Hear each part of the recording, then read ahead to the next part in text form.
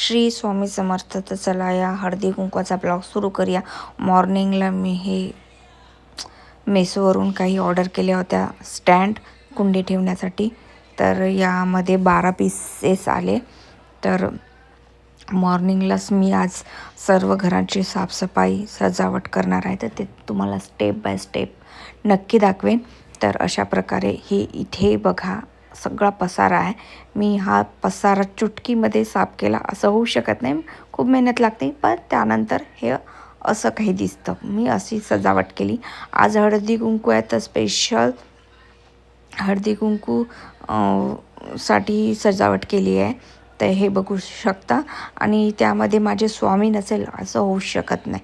मी कारण माझ्या आयुष्यामध्ये स्वामीला हे प्रथम स्थान देते. तर बघू शकता तुम्ही. अशा प्रकारे मी यानंतर इथे दिवा वगैरे लावलेला ते नंतर तुम्हाला दाखवेल. यानंतर मी रेडी झाली. हा बघा माझ्या घरचा लूक आणि माझा लूक. माझा लूक असा बघा, मी म्हणजे सिम्पलमध्येच तयार झालेली आहे.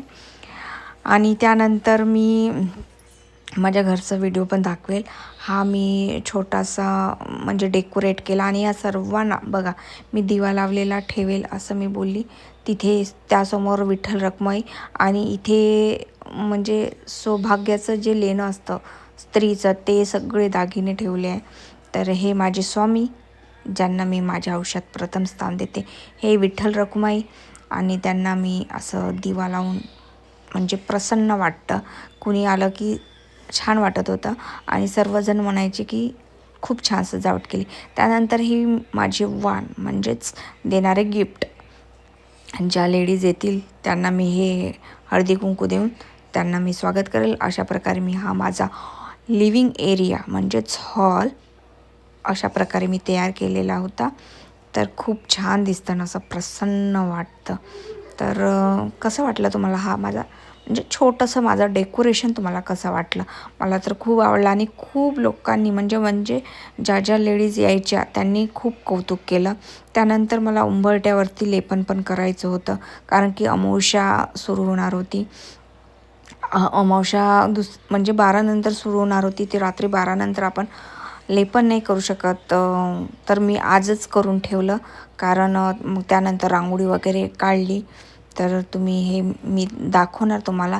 हे मी डेकोरेशन मी घेतलं मार्केटमधून, थोडी पतंग वगैरे. तर हे अशा प्रकारे त्यानंतर मी माझं हळदी कुंकवाचं पण रेडी केलं, तिळगुळाचं पण रेडी केलं. तर तुम्ही बघू शकता. मी तुम्हाला नक्की दाखवेन. आता चला बघूया बाहेरची मी जे मी तुम्हाला सांगितलं होतं की मी स्टँड आणले आहे कुंड्या.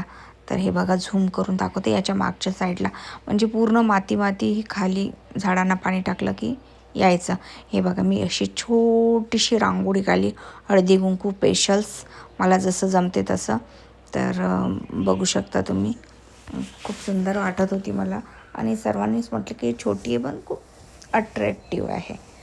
तर त्यानंतर मी वृंदावनासमोर म्हणजे बिंद्रावनासमोर तुळशीच्या तिथे पण एक छोटीशी रांगोळी काढली.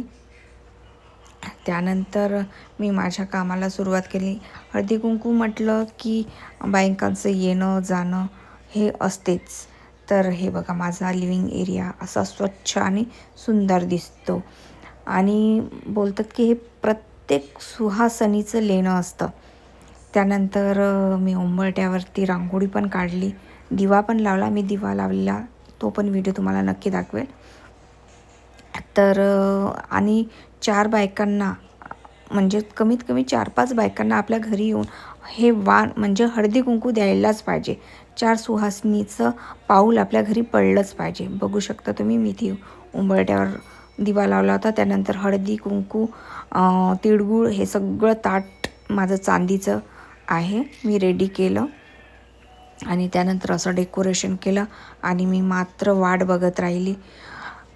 तुम्हाला अक्षरशः सांगते, मला 9-9:30 रात्रीचे पूर्ण द्यायला हे वाण बघा इतकं संपलं होतं.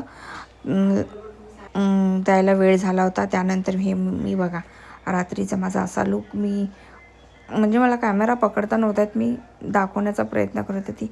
ही साडी मी स्पेशल हळदी कुंकवाला माझ्या नवऱ्याने घेऊन दिली मला. तर बघू शकता तुम्ही. छान वाटते ना.